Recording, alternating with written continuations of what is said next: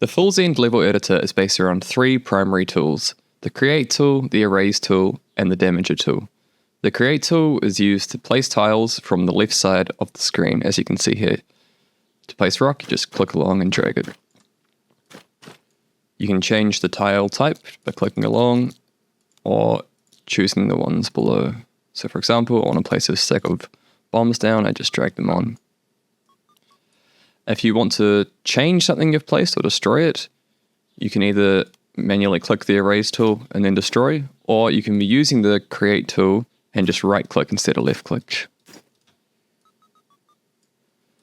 Now if you don't want to completely destroy something but just want to damage it, you can click the Damager tool and follow the same steps.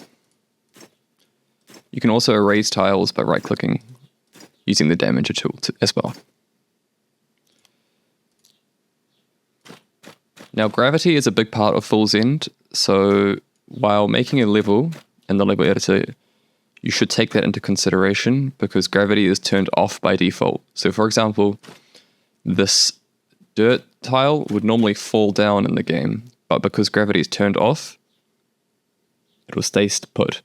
If you would like to simulate gravity, you can go into the settings on the bottom right and tick the simulate gravity box, and dirt and other gravity affected tiles will react as if gravity is operating normally. Now, if you want to change the biome, as in you want to change between the caves, the jungle and the ossuary stages and their tile types, you just tick this arrow on the right and it will flick between them. I'm going to stick with jungle for the rest of the level. Lava, which by default burns through dirt and other burnable surfaces in the game, will not burn through in the level editor stage. So you might want to test and see how it reacts, right? To test it, you just hit the play on the far right corner. You'll go, oh, that's quite difficult, maybe I want to change. So you hit tab and you return to as you were. If you want to add some foliage, you can look in this third panel down. Place vines. Give them something to hang on to. And now you can see these buttons here are getting in the way of my building progress. I can press tab to hide them. And press tab to bring them back. If I want to change my player's spawn position, I can click on the guy here and then move him. Let's say I want to start him up here. Yeah. I'll move him up there. If I want to move the end position, I choose the end and move it as well. What else can I do? I want to put more rock tiles around, give the player more of a path to actually complete. Oh, carnage. Alright, I like what I'm doing, but I'm decided I'm done for the day, right? So first you have to save the level, just give it a name. Let's call this tutorial example. It's saved. I can just playtest it once before I leave for the day. It's coming after me, I'm gonna run.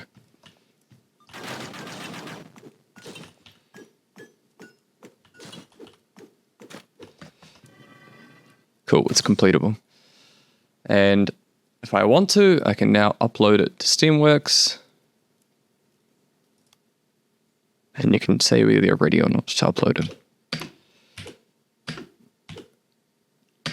Then the next time, if you want to keep working on it, you can return to the level editor section of the menu, make a level, load level, and choose the one you were working on. For this example, tutorial. Load it back, and there it is. Alright, there are a few more little features I thought would be worth mentioning as well. In the settings, you can choose how long it takes for lava to disperse from the top of the world. By default, it's around 50 seconds, but say I want it to start pouring at the start of the game, I can set the lava timer to 5 seconds, and then when I playtest, in 5 seconds, lava, or in this case acid, will start pouring from the pipes, and the player needs to run out of there. Secondly, the player can change the music for the game just by toggling along here. The music's muted at the moment, so you can't hear it, but there is music. And lastly, you can change the height and width of any room. So say I want to make this room a lot shorter. I can shrink it down to a maximum of I think, 272. And width, similar. You can make it smaller or larger. In this case, I'm going to make it real nice and small, so it's a real intimate screen. And say, I think, nah, I want to make it way wider. I can just stretch it. Anyway, those are the key other little features for full scene level editor. Hell yeah. Anyway, that's my quick tutorial of how to make a level in the level editor of Full Send. I hope that helped.